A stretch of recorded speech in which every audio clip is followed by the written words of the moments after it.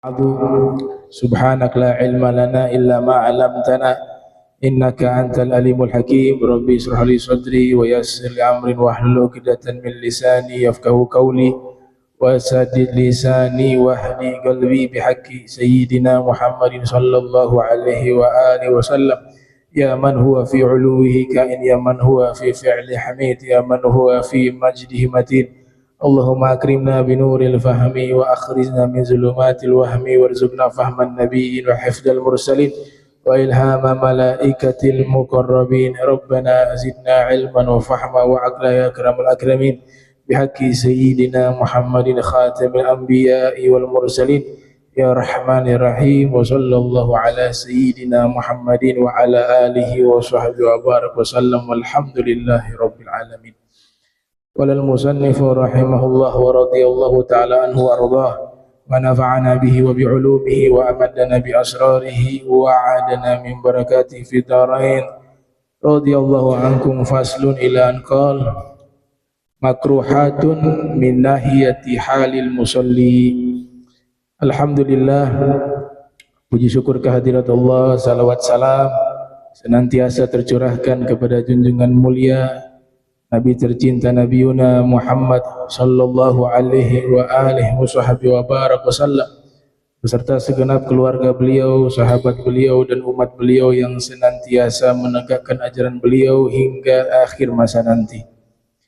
Dan sama-sama kita muliakan seluruh imam Masjid Al-Amin beserta pengurus, muadzin dan seluruh asatiz wal habaib, hadirin hadirat yang insyaallah dirahmati Allah Subhanahu wa taala. Sebelum membahas hal-hal yang dimakruhkan dari sisi keadaan sholat atau sisi keadaan orang yang sholat, musalli. Pertemuan lalu pembahasan terakhir itu adalah as-sholatu musawiyan lil imam fil mauqifi, yaitu hukumnya makruh terkait tempat sholat tatkala imam sama dengan makmum sejajar di dalam saf. Jadi ukurannya itu adalah tumit. Tumit itu kalau sejajar antara imam dan makmum makruh.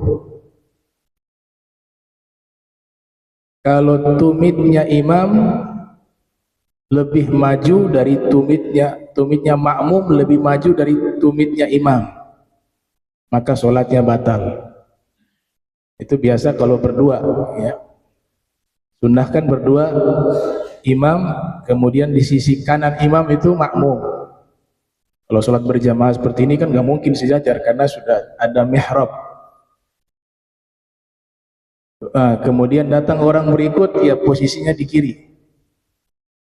Nah, ketika posisi berdua itu sunnahnya makmum di sisi kanan, sisi kanannya imam, berdasarkan hadis yang diriwayatkan oleh Sayyidina Abdullah bin Abbas radhiyallahu anhuma.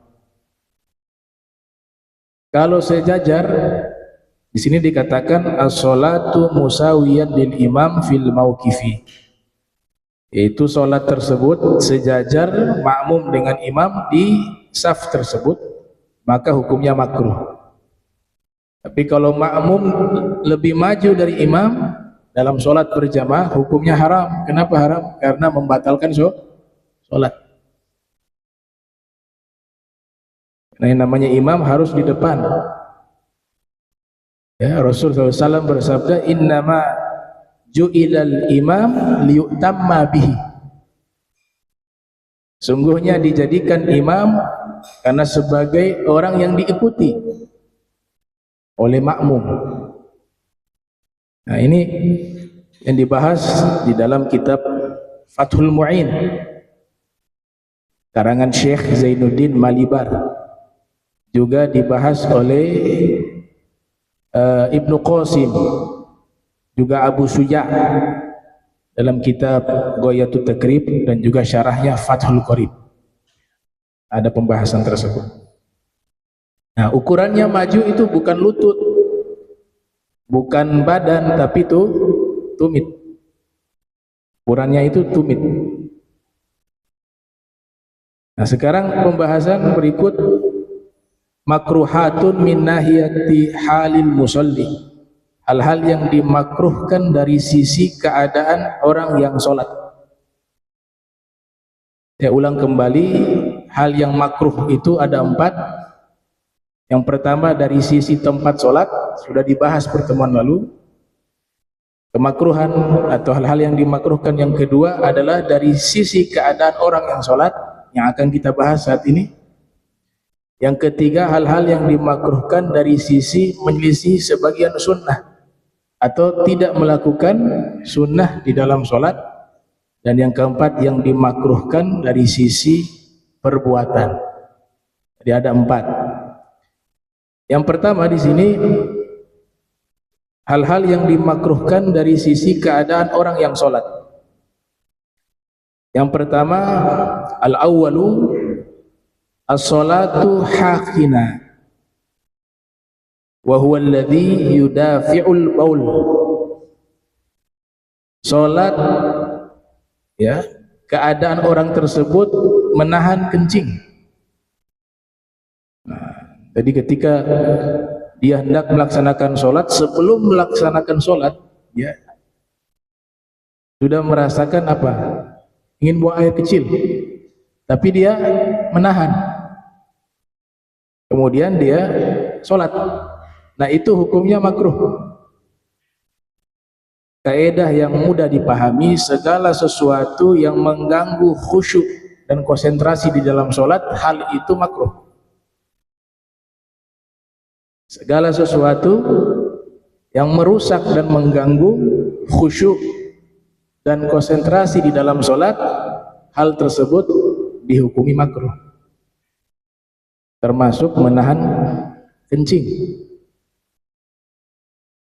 Beda kasusnya ketika dia sholat, nanti di tengah-tengah dia sholat kemudian merasakan kencing, tidak makruh, karena itu di luar kendali. Yang makruh adalah sebelum melaksanakan sholat, dia dalam keadaan ingin buang air kecil, tapi karena ingin segera sholat, dia menahan itu kencing, kemudian dia sholat. Itulah yang makruh, ya. Kenapa makruh? Tentu akan mengganggu konsentrasi dan khusyuk di dalam sholat. Baik. Itu bahasa fikihnya disebut dengan hakina, ya, keadaan hakina. Wa huwa alladhi yudafi'ul baul.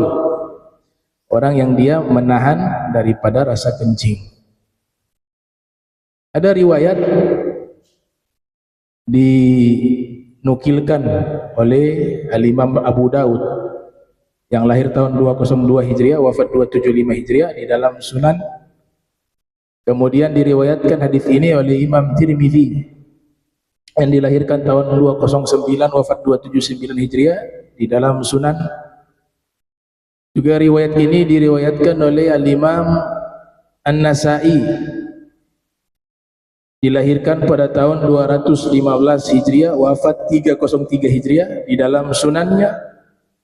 Dan hadis ini juga diriwayatkan oleh Al-Imam Al-Bukhari yang dilahirkan tahun 194, wafat 256 Hijriah, di dalam Sahihnya.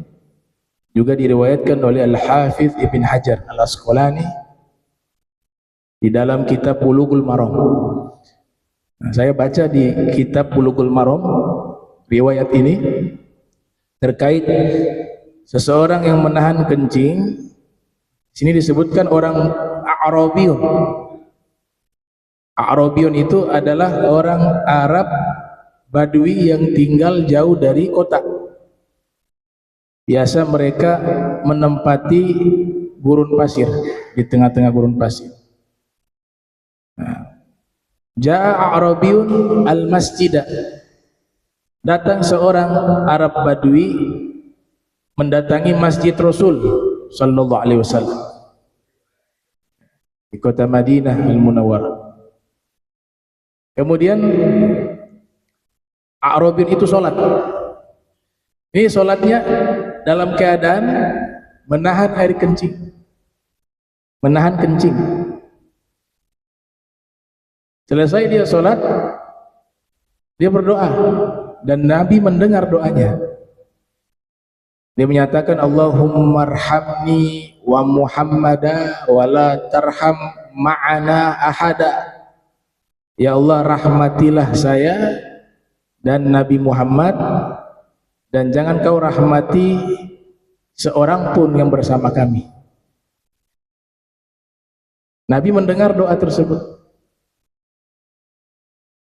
Kata Nabi sallallahu alaihi wasallam, laqad tahajjarta wasi'ah.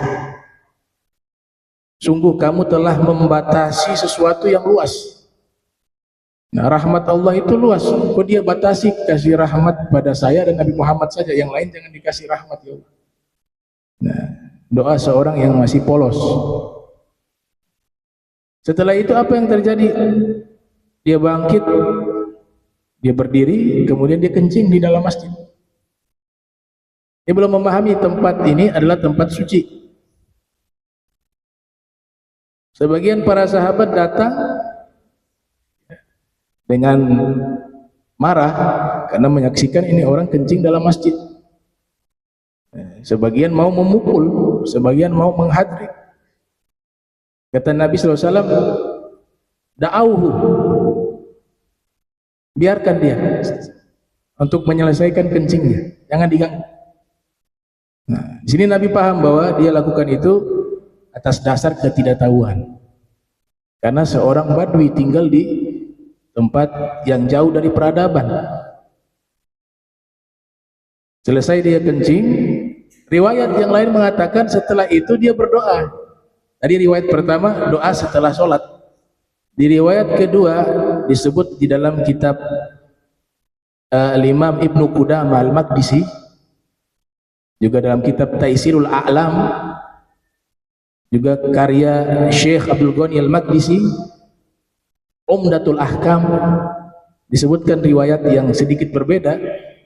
Setelah itu dia berdoa, karena dia melihat Nabi bersikap baik kepadanya, sedangkan yang lain marah kepadanya atas apa yang dia lakukan, kencing di dalam masjid tersebut. Kemudian dia mengangkat tangan dan berdoa, Allahumma arhamni wa Muhammada wa la tarham ma'ana ahada. Ya Allah, rahmati saya dan Nabi Muhammad, tapi orang-orang ini semua yang ada jangan kau rahmati.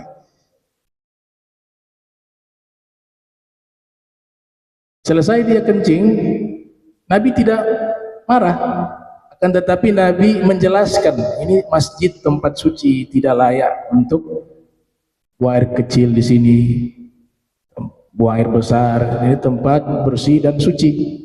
Karena pada masa itu ya masjid tidak seperti kita saat ini, nampak bersih, ada lantai kan. Masjid di masa itu kan juga hamparan pasir biasa. Sehingga orang-orang Badui juga, diantaranya beliau yang datang tadi, itu tidak menyangka bahwa ini tempat yang dilarang untuk buang air kecil, karena sama seperti tempat lain. Di gurun pasir ya mereka kencing di situ. Mohon maaf, buang air besar juga di situ di zaman itu. Nah, ternyata Nabi terangkan ini tempat suci, ini tempat ibadah, gak boleh untuk buang hajat, tidak boleh ada najis di dalam masjid. Dia menerima apa yang Nabi jelaskan itu. Kemudian Nabi SAW mengatakan kepada para sahabat, selesai dia kencing, Nabi katakan kepada mereka, ahriku alaihi dalwan min ma', tuangkanlah di atas kencing tersebut seember dari air. Ini berkah daripada seorang badui, kita bisa tahu hukum najis mutawassithah. Najis mutawassithah. Selesai itu sahabat menuangkan air di atas kencing tersebut hingga bersih. Kemudian Nabi SAW menyampaikan sebuah hadis yang populer, innama bu'ithtum muyassirin walam tub'athu mu'assirin. Sesungguhnya kalian diutus oleh Allah, maknanya dengan agama Islam yang dibawa oleh Nabi Muhammad SAW itu mempermudah orang, dan kalian tidak diutus mempersulit. Mu'assirin. Hadis yang menceritakan peristiwa ini ternyata memiliki banyak hikmah. Para muhadditsun coba mengistinbat, menggali hukum yang terkandung dalam hadis tersebut. Di antaranya yang pertama, al-masjidu baitullah fil ardi. Wa fil riwayah al-masjidu baitun likulli muttaqi. Masjid itu adalah rumahnya Allah. Maknanya tempat yang dimuliakan oleh Allah. Dalam riwayat yang lain, masjid adalah rumah bagi setiap orang yang bertakwa. Maka dijadikan tempat yang dimuliakan oleh Allah harus bersih, terbebas dari najis. Yang kedua, bahwa kemanusiaan menjaga jangan sampai ada manusia terkena mudarat itu jauh lebih penting dari segala apapun itu. Kenapa Nabi SAW melarang para sahabat pada waktu itu untuk mencegat, bahkan Nabi biarkan hingga dia selesai kencing? Kata Prof. Dr. Syekh Ali Jum'ah, beliau menyatakan karena kalau kencingnya belum selesai kemudian tiba-tiba berhenti, itu bisa menyebabkan orang tersebut mengalami penyakit atau sakit, menyebabkan mudarat, hal yang berbahaya yang akan menimpa dirinya. Sehingga Nabi biarkan agar dia menuntaskan buang air kecilnya. Karena kalau orang lagi kencing belum selesai kemudian menahan itu kencing, itu akan berefek adanya penyakit atau bisa membahayakan dirinya. Walaupun tidak bahaya yang besar, tapi agama Islam selalu mengajarkan untuk kita menolak bahaya. Darul mafasid aula min jalbil masalih. Ad-darar yuzal. Bahaya itu harus dihilangkan. Itu dalam kaidah usul fikih. Ad-dararu yuzal. La darar wala dirar, kata Nabi SAW. La tadurra ghairak wa la tadurra nafsak. Jangan kau membahayakan orang lain dan juga jangan kau membahayakan dirimu sendiri. Hikmah yang berikut dari poin yang kedua tadi, kalau waktu itu dicegat, akhirnya najis tadi berceceran kemana-mana. Kalau sahabat waktu itu mencegat dia dalam keadaan masih kencing, ya tentu akan dia bercecer. Yang tadinya kencing hanya sebatas di tempat itu, karena sebab tadi dilarang atau dicegat, dia mungkin nanti panik, akhirnya dia akan tercecer kemana-mana itu kencing. Itu diperhatikan oleh Nabi SAW. Hanya Nabi katakan da'auhu, tinggalkan dia untuk menuntaskan kencing. Nah, hikmah yang ketiga, kata para muhadditsun, Nabi SAW ketika mengetahui orang itu tidak tahu dalam suatu masalah, jangan marah, karena dia lakukan itu atas dasar ketidaktahuan. Berbeda dengan orang yang tahu sengaja melanggar, itu wajib harus kita tegur, harus kita marah. Tapi orang Badui tersebut, dia lakukan itu kencing di dalam masjid atas dasar ketidaktahuan. Maka sikap yang Nabi ambil tidak dengan emosional, tapi Nabi memberikan nasihat yang baik, penjelasan yang baik, tanpa marah. Sebab dia lakukan itu karena tidak tahu. Yang keempat, hikmah yang keempat dari peristiwa dan kejadian tersebut, para fuqaha mengistinbat hukum bahwa kencing orang dewasa itu adalah kategori najis sedang, an-najasah al-mutawassithah. Najis nanti kan dibagi 3. Memang Nabi tidak namakan ya, Rasulullah tidak namakan ini najis, namanya an-najasatul mukhaffafah, najis ringan. Ini an-najasatul mutawassithah, najis sedang. Ini an-najasatu al-mughallazah, najis berat. Nabi tidak namakan, itu yang namakan para fuqaha. Tapi para fuqaha menyimpulkan dari hadis-hadis Nabi sallallahu alaihi wasallam. Disimpulkan semuanya. Dan aspek yang dilihat ringan, sedang, dan berat itu dari cara menghilangkan najisnya. Karena di hadis yang lain, anak kecil kencing, Nabi hanya mengatakan yurashu, dipercikan saja. Oh, berarti ini ringan nih.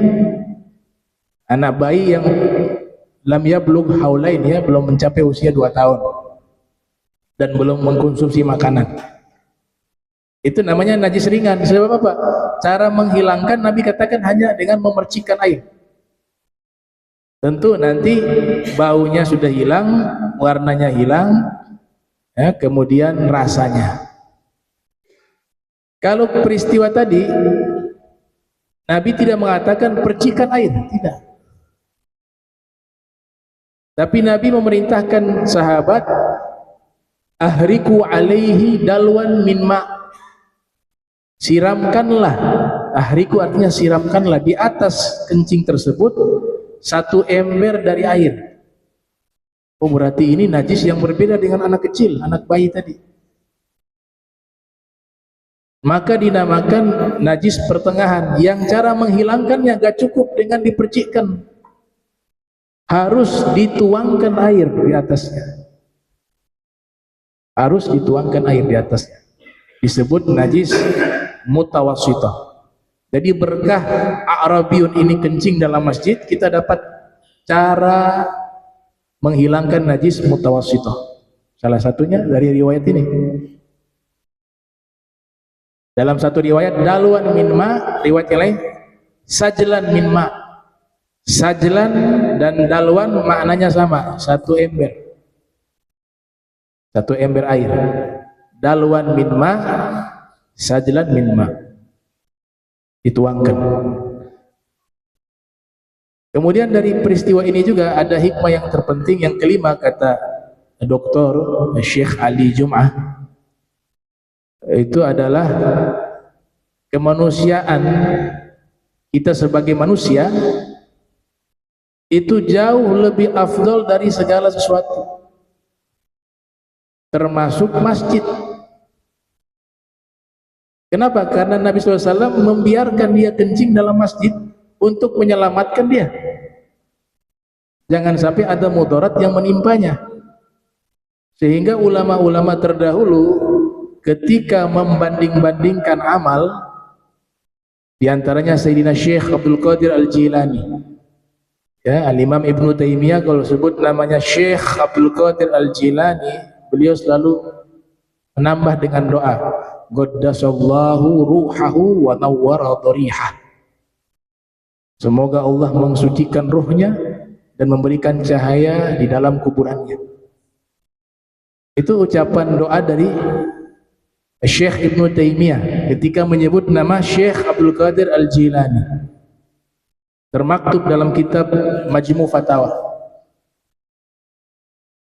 Nah, Syekh Abdul Qadir Al-Jilani pernah menyatakan, luqmah fi batni ja'i' khairun min bina'i alfi jami'. Satu suapan yang masuk ke dalam perut orang yang kelaparan, pahalanya itu lebih baik dari membangun 1000 masjid. Masjid jami' lagi. Nah, berarti di sini manusia itu kalau kita berbuat baik kepadanya, pahalanya itu paling afdal daripada yang lain. Itu pernyataan Syekh Abdul Qadir Al-Jilani. Beliau ulama besar, ya, al-faqih, ahli fikih. Akan tetapi kewaliannya lebih besar dari ilmunya. Ada kategori ulama itu kewaliannya lebih besar dari ilmunya. Di antaranya Syekh Abdul Qadir Al-Jilani. Padahal beliau ini seorang ulama ahli fikih mazhab Hambali. Bahkan Al-Hafiz Ibn Hajar Al-Asqalani menyatakan kana mutamassika biqawani as-syari'ah. Beliau adalah orang yang paling teguh memegang undang-undang hukum syariat. Wa kana yufti ala madhhabain. Beliau biasa berfatwa dengan dua madhab, madhab Hambali dan madhab Syafi'i. Akan tetapi dikenal di tengah-tengah masyarakat sejak masa lampau hingga saat ini beliau sebagai seorang wali, padahal beliau ini orang alim. Kenapa? Kewaliannya menutupi keilmuannya. Kewaliannya menutupi keilmuannya. Beliau dilahirkan tahun 470 Hijriah, wafat 561 Hijriah. Ada ulama kategori kedua, keilmuannya menutupi kewaliannya. Banyak seperti ini. Imam 4 madhab itu aulia, tapi lebih dikenal sebagai seorang ahli ilmu. Imam Abu Hanifah yang lahir tahun 80 Hijriah, wafat 150 Hijriah. Ada Imam Malik bin Anas, lahir 93 Hijriah, wafat 179 Hijriah. Ada Imam Syafi'i rahimahullah yang lahir tahun 150, wafat 204 Hijriah. Ada Imam Ahmad bin Hanbal yang lahir 164, wafat 241 Hijriah. Ini semuanya aulia, tapi dikenal oleh umat Islam sebagai orang alim. Padahal ini aulia. Ya, Ibn Arabi pernah menanyakan tuh pada Nabi Khidir, bagaimana menurut kamu Imam Syafi'i? Kata Nabi Allah Khidir alaihissalam, huwa minal abdal. Wa fi riwayah huwa minal autad. Dia adalah wali-wali, termasuk para wali paku bumi. Huwa minal autad. Tapi kemasyhurannya lewat ilmu. Sampai sekarang 4 imam mazhab ini ilmunya kita amalkan.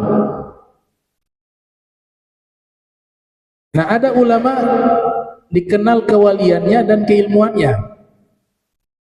Dua-duanya dikenal sebagai wali, juga dikenal sebagai orang alim. Di antaranya adalah Syekh Abdul Wahab Sya'rani. Ada juga Imam Ghazali. Imam Ghazali sama seperti Imam Syafi'i dan lain-lainnya, seorang wali tapi dikenal sebagai orang alim. Keilmuannya menutupi kewaliannya. Hakata. Ini yang dijelaskan oleh para ulama terkait kategori para imam.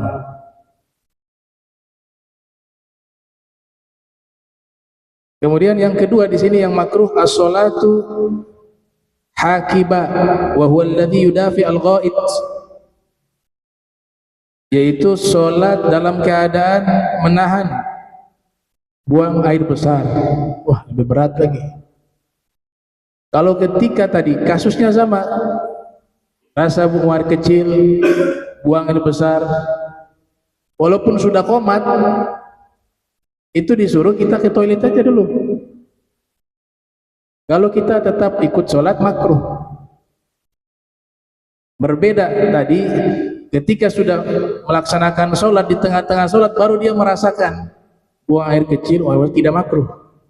Tapi hitung-hitung juga, ini kalau saya tidak keluar dari sholat, khawatir nih rakaat keberapa beser. Wah, itu cepatnya harus mufarakah sudah. Niat pisah dari sholat, pergi ke toilet. Ini mudarat jadinya. Kalau di tengah sholat memang dia sudah menghitung. Oh, ini kalau saya sekarang mampu sudah ini. Keluar dari sholat. Jangan memaksa. Baik itu buang air kecil maupun air besar. Nah, yang ketiga, ats-tsalits, tadi yang ats-tsani, yang kedua, yang ketiga ats-tsalits as-shalatu haziqa wa huwa alladhi yudafi' rih. Makruh yang ketiga yaitu salat orang yang dalam keadaan menahan buang angin, kentut. Itu juga makruh. Tadi saya katakan di awal, kaidah yang mudah dipahami, segala sesuatu yang mengganggu khusyuk di dalam sholat dan juga konsentrasi dalam sholat, hukumnya makruh. Ini semua kan pasti mengganggu khusyuknya sholat, konsentrasinya sholat. Yang keempat, ar-rabi' as-sholatu haqima wa huwa alladhi yudafi'u al-baul wal ghaidha, yaitu keadaan orang yang sholat menahan kencing dan buang air besar. Dua dia, udah kencing, buang air besar, ini pasti nggak khusyuk, udah dipastikan. Yang menahan kencing saja tidak khusyuk, apalagi nahan dua-dua nih, kencing dan buang air besar. Penjelasannya sama. Di awal sebelum sholat sudah merasakan buang air besar kecil, kemudian dia masuk ikut sholat, makruh. Tapi kalau di saat dia sholat kemudian merasakan buang air besar kecil dan dia mampu menuntaskan sholat, dia sudah bisa prediksi, ini masih bisa saya tahan, kan kita bisa tahu tuh, maka dia tuntaskan sholat, tidak makruh, kecuali dia tidak mampu menahannya. Maka dia wajib untuk mufarakah. Kenapa wajib? Karena khawatir nanti buang air besarnya kecilnya di saat sedang sholat dan di dalam masjid. Hukumnya kalau itu jadi haram. Kalau dia memang sudah tahu itu kemudian tidak meninggalkan mufarakah di sholat untuk buang hajat. Ini keterangan ada di dalam kitab Tarsyih karangan Said Alwi Saqaf ketika mengomentari kitab Fathul Mu'in.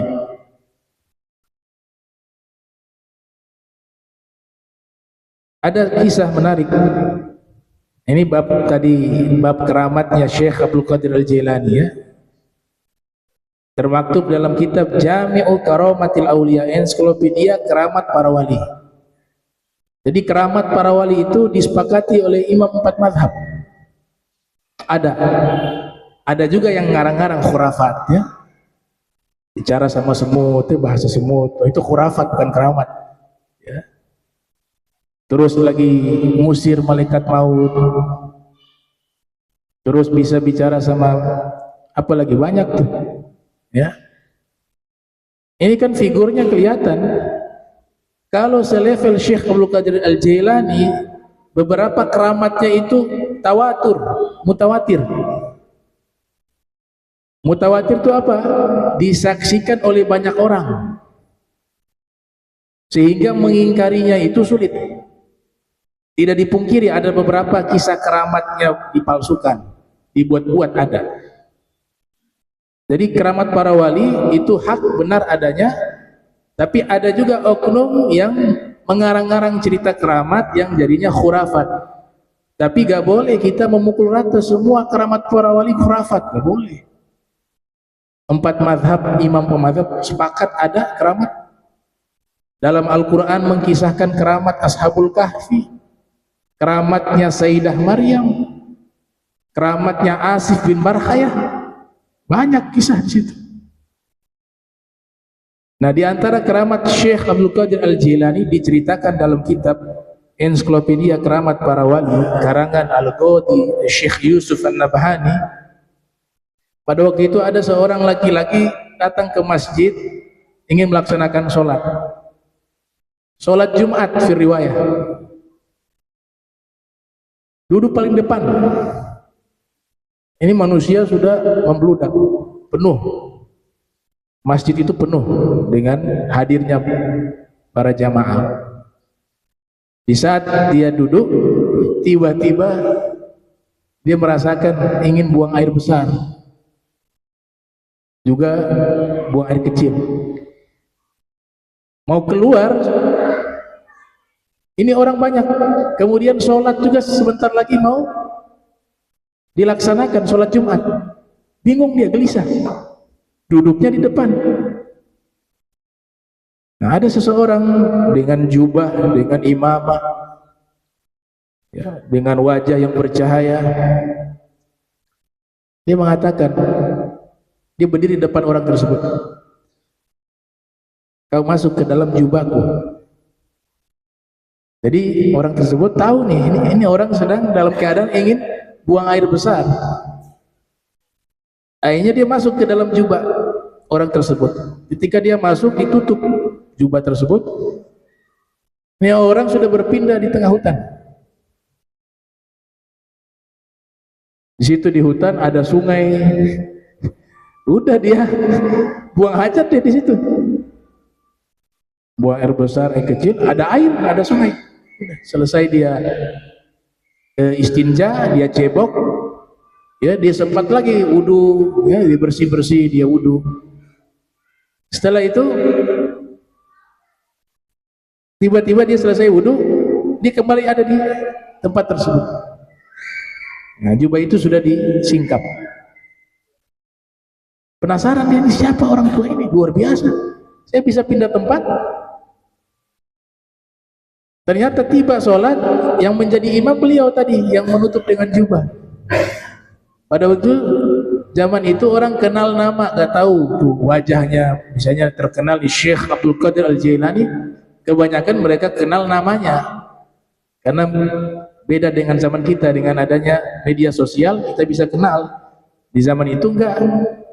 Mereka hanya tahu nama. Beliau mimpin sholat. Jadi ada yang khutbah pada waktu itu. Selesai khutbah ya sholat. Selesai sholat, ini orang-orang semua datang mencium tangan beliau. Beliau penasaran, tanya ke orang-orang, itu siapa? Dikatakan itu Syekh Abdul Qadir Al-Jilani. Akhirnya dia ceritakanlah kepada orang yang dia percaya bahwa dia pernah mengalami satu keramat ketika dia sholat di masjid tersebut, merasakan buang air besar kecil. Kemudian datang Syekh Abdul Qadir Al-Jilani menutup dengan jubahnya, dia sudah pindah ke hutan. Disitulah dia buang hajat sampai selesai dan dia wudhu dan kembali dia di masjid tersebut melanjutkan sholat. Itu namanya keramat para wali. Gak masuk akal, ya memang keramat itu gak masuk akal. Kalau masuk akal bukan keramat namanya. Ngapain capek-capek bilang keramat kalau masuk akal? Kita ini harus mengimani segala sesuatu yang gaib. Yang penting kita recheck, ini orangnya benar gak? Kalau figur Syekh Abdul Qadir Jailani, kemudian kan kita dalam ilmu hadis ada periwayat. Siapa sih yang ceritakan? Itu kan masuk penelitian. Oh, ini orang yang menceritakan orang soleh, orang jujur, tidak bohong nih. Ya sudah, kita taslim. Itu namanya keramat. Ada yang bohong, bisa ketahuan juga. Oh, ini riwayat, gak tahu nih. Rawinya majhul. Rawinya ini dikenal sebagai orang yang mudallis, ya, suka memalsukan riwayat. Oh, berarti riwayat ini dipertanyakan, gak boleh diterima. Itu kaedahnya sama dengan kaedah ilmu hadis. Kalau figurnya Syekh Abdul Qadir Al-Jilani, qaddasallahu ruhahu wa nawwara dhariha, kemudian orang-orang yang menceritakan kisah ini dilacak satu persatu orang-orang yang terpercaya, maka cerita ini bisa dikatakan dalam kajian ilmu hadis riwayat yang sahih. Itu. Nah, ini tadi pembahasannya makruh menahan kencing dan buang air besar ketika hendak sholat. Yang kelima, as-sholatu ta'iqa lit-ta'am al-hadir in wasa'al waqt. Sholat orang yang punya keinginan untuk makan ketika makanannya sudah disajikan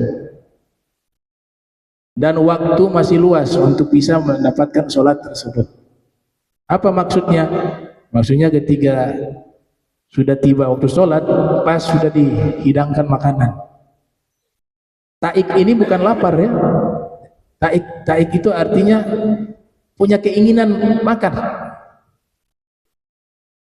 Kembali ke kaidah umum tadi, ini juga merusak khusyuk dan konsentrasi sholat.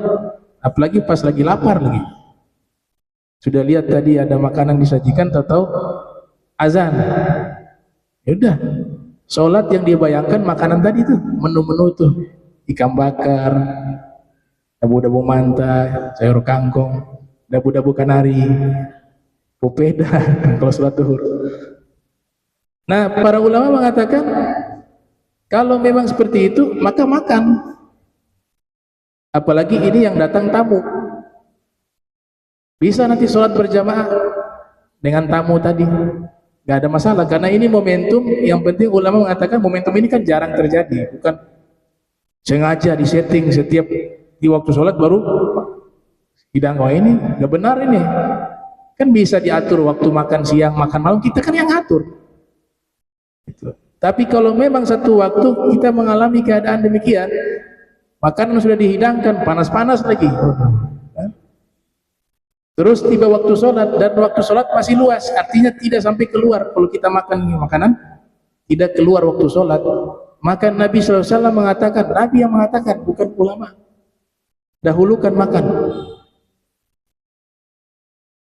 Kenapa? Karena kalau dia sholat dalam keadaan demikian, tentu akan merusak kekhusyuan dan konsentrasi dalam sholat. Ini ada hadis di dalam Sahih Al-Bukhari, idza guddima al-asya'u fabda'u bihi qabla an tusallu salatal maghrib wala ta'jalu an asyaikum. Kata Nabi sallallahu alaihi wasallam, apabila dihidangkan makan malam, asya makan malam, maka dahulukan makan malam sebelum kalian melaksanakan sholat maghrib. Nah, sholat maghribnya Nabi, ya, makan malamnya Rasulullah SAW itu sebelum maghrib, asyanya itu sebelum maghrib. Itu makan malam yang paling sehat, sudah teruji secara medis. Orang kalau makan malam sebelum maghrib itu makan malam yang paling sehat. Kenapa? Ada durasi waktu yang panjang agar tubuh ini bisa mencerna makanan dengan sempurna. Kalau kita makan jam 9, jam 10, nanti jam 11 sudah ngantuk tidur, posisi kita dalam keadaan berbaring, ini organ tubuh kita mencerna tidak maksimal makanan. Belum lagi keganggu kalau minum air banyak, bangun kencing, satu malam itu 5-6 kali, bangun lagi. Tapi kalau dari awal kita makan malam, itu nanti pada isya jam 9 kita sudah meluntaskan tuh kencing dan lain sebagainya, sehingga ketika kita tidur, ini makanan sudah mengalami proses pencernaan secara sempurna, kemudian tidak terganggu dengan kencing yang nanti kita alami di waktu malam. Makanya di hadis ini kata para syurah, ya, para komentator hadis itu menyebutkan bahwa makan malamnya Nabi SAW adalah sebelum maghrib berdasarkan hadis ini. Apabila telah dihidangkan makan malam, maka mulailah makan malam sebelum kalian melaksanakan sholat maghrib. Dan jangan kalian terburu-buru ketika menikmati makan malam kalian, kata Nabi Muhammad SAW. Ya. Nabi suruh jangan terburu-buru, makan aja santai, nikmati. Tuh. Ada satu riwayat menyatakan idza hadar al-isya'u wal asya' fabda'u bil asya'. Apabila telah hadir, telah tiba waktu sholat isya dan makan malam, maka dahulukanlah makan malam. Nah, ini ulama hadis mengatakan, ini sebagian ulama hadis mengatakan ini bukan hadis Nabi, tapi kesimpulan dari hadis Nabi yang disebutkan dalam Sahih Bukhari tadi. Dalam Sahih Bukhari itu hadis Rasul SAW. Nah, ini adalah tambahan riwayat dari para ulama. Nah, bukan muttarib, ya. Kalau hadis muttarib itu kontradiksi. Hadis yang Nabi katakan dengan kesimpulan satu riwayat bertentangan, itu namanya hadis muttarib. Hadis muttarib ditolak untuk diamalkan. Apalagi kalau bertentangan dengan hadis yang sahih. Ya, wa ikhtilafin sanadin aw matin muttaribun inda uhailil fanni. Jika matan hadis atau sanad itu berkontradiksi, maka itulah yang disebut oleh ulama hadis hadis muttarib. Nah, kalau ini bukan muttarib, ya, dia penguat, syawahid disebut. Hadis-hadis syawahid, penguat. Ada ulama namanya Syekh Ahmad bin Umar. itu menulis kitab tentang masalah hadis muqtarib berjudul Al-Mutaqarrib Al-Mutaqarrib fi Bayanil Mutarrib. Al-Mutaqarrib fi Bayanil Mutarrib, membahas tentang hadis-hadis muqtarib. Baik. Kemakruhan yang keenam, as-sadis as-salatu hafizan wa huwa labisul khuf ad-dhiq. Itu salat orang yang dalam keadaan menggunakan sepatu yang sempit. Dan dalam musafir itu ada dikasih rukhsah bagi orang wudu pakai sepatu jika lagi safar, namanya khuf sepatunya. Nah dia sholat sepatunya ini sempit, nah itu makruh karena tadi akan mengganggu dia dalam konsentrasi sholat dan khusyuk karena merasakan sakit atau ketidaknyamanan menggunakan sepatu. Yang ketujuh, as-sholatu ghadbanan, sholat orang yang dalam keadaan marah. Jadi bagus banyak orang kalau misalnya ada bertengkar suami istri, biasa bertengkar lagi emosi, salah satu cara terbaik ke masjid sholat, tapi tunggu emosinya mereda ya. Jangan masih emosi sholat itu, itu akan bacaannya ngawur ya. Allahu Akbar ya. Bismillahirrahmanirrahim, marah. Tashwis al-qiraah, merusak bacaan. Nah, sehingga ini dikias oleh para ulama dalam kasus demikian, dia dalam keadaan emosi itu juga akan merusak daripada kekhusyuan sholat dan konsentrasi sholat. Makanya tunggu reda dulu, dia wudu, habis itu duduk sebentar, dia mengendalikan dulu, menurunkan dia punya emosi, sudah reda baru sholat. Bukan dalam keadaan masih marah langsung sholat, makruh. Dan ada riwayat dari Nabi kita Muhammad SAW, bahkan dalam satu riwayat Nabi katakan, kalau kalian melaksanakan sholat, datangilah sholat dalam keadaan bahagia, senang. Kita harusnya setiap kali sholat itu bahagia. Kenapa? Allah Ta'ala telah izinkan kita untuk bisa mengingatnya dan melaksanakan perintahnya. Itu semua adalah min fadlillah, dari karunia-Nya Allah. Allah yang gerakkan kita bisa sholat. Nah, hakikatnya orang-orang yang menjaga sholat 5 waktu sebagai seorang mukmin itu hidupnya tidak pernah stres. Kenapa? Setiap kali sholat bahagia. 5 kali sehari. Kok bisa stres? Terapi itu untuk kesehatan mental itu kita bayar. Ini ada terapi mental, terapi bukan hanya mental, tapi terapi jiwa, terapi spiritual, terapi hati.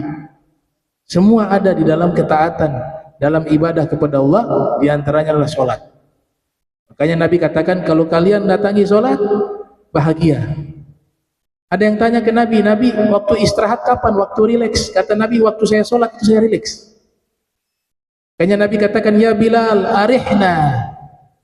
Wahai Bilal, rilekskanlah kami dengan sholat. Karena Sayyidina Bilal ditugaskan azan dan iqamah.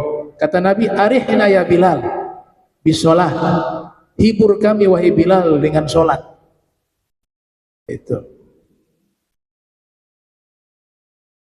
Yang kedelapan, as-sholatu muttabi'ah.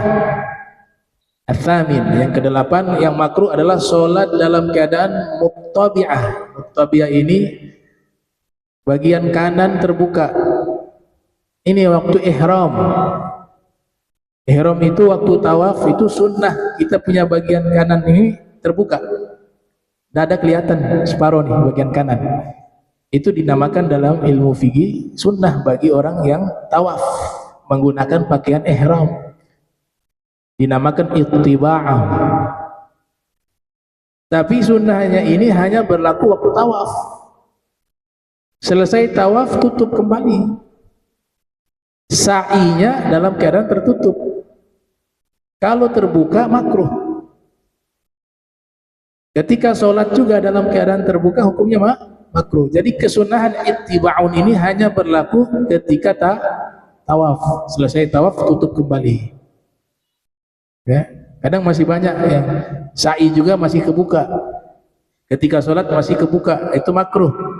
Sunnahnya itu hanya berlaku ketika tawaf. Ini dijelaskan oleh Imam Nawawi di dalam kitab beliau, kitab Al-Majmu' ala Syarhi Muhadzab, ya, 24 jilid, kelahiran 631 Hijriah, wafat 676 Hijriah. Juga dalam kitab Minhajut Thalibin karya beliau, juga keterangan dari Syekhul Islam Zakaria Al-Ansari dalam kitab beliau Fathul Wahhab. Yang kesembilan, at-tasi' as-salatu na'isa. Hukumnya makruh adalah sholat dalam keadaan ngantuk. Kasus yang sama, kalau kita bangun tidur, itu sunnahnya jangan langsung pergi ke kamar mandi, atau kita duduk sebentar sambil membaca zikir atau doa. Ada doa dalam riwayat Abu Daud diajarkan oleh Nabi SAW untuk menetralkan ini. Kalau bahasa Ternate, kasih kumpul ruh dulu, ya kan?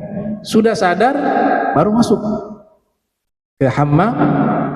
Situ bisa kita mandi juga bisa, kemudian wudhu, hilang rasa ngantuk, kemudian sholat.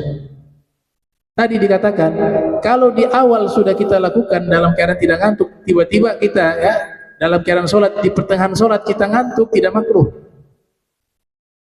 Kenapa? Karena dari awalnya tadi kita sudah berusaha untuk tidak mengantuk.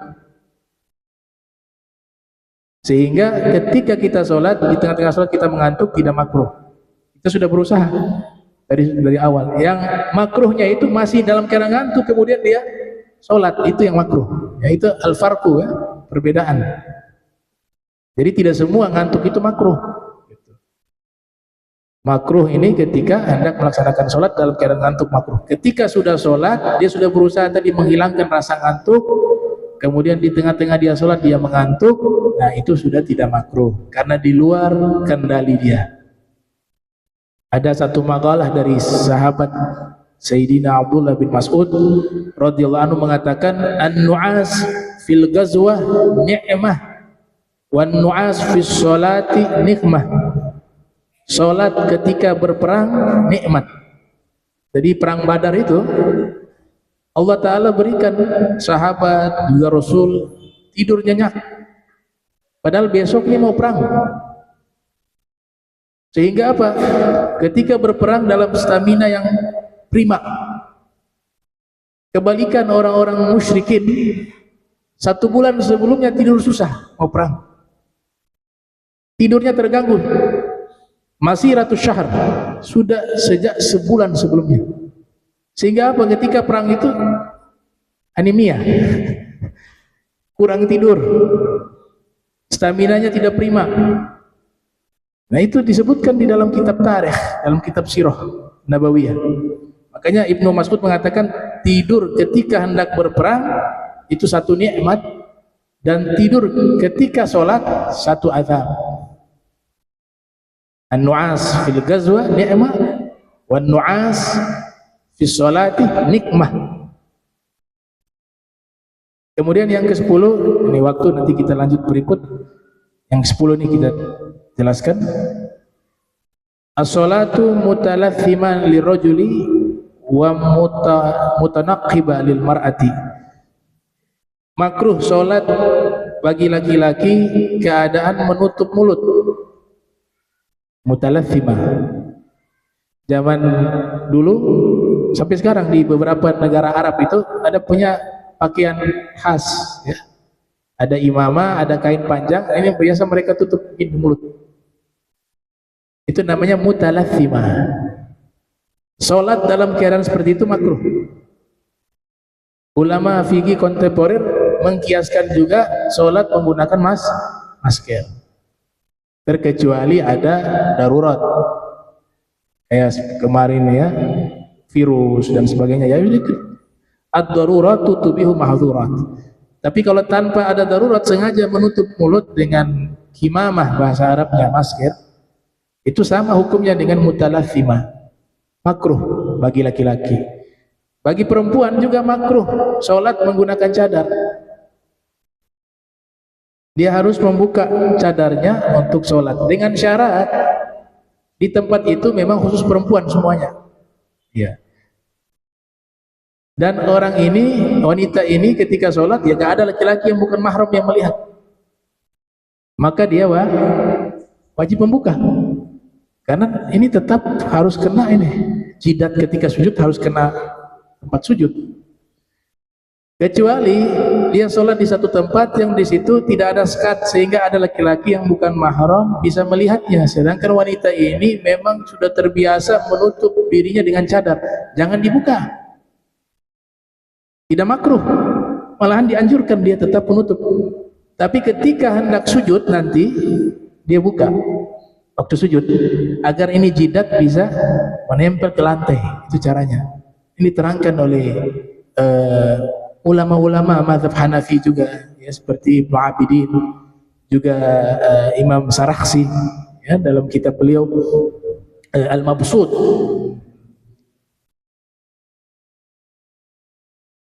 Dan yang ke-11 ini insyaallah kita lanjut di pertemuan berikut. Insyaallah panjang umur sehat afiat. Allahumma jam'ana hadza jam' marhuma wa tafarraqna wa tafarruqan ma'zuma wa la tajal minna wa lam yashkil mahruma. Subhanaka bihamdika asyhadu an la ilaha illa anta astaghfiruka wa atubu ilaik. Wa sallallahu alaihi Muhammadin wa ala alihi wa sahbihi wa baraka wasallam. Wa la minkum wassalamu alaikum warahmatullahi wabarakatuh.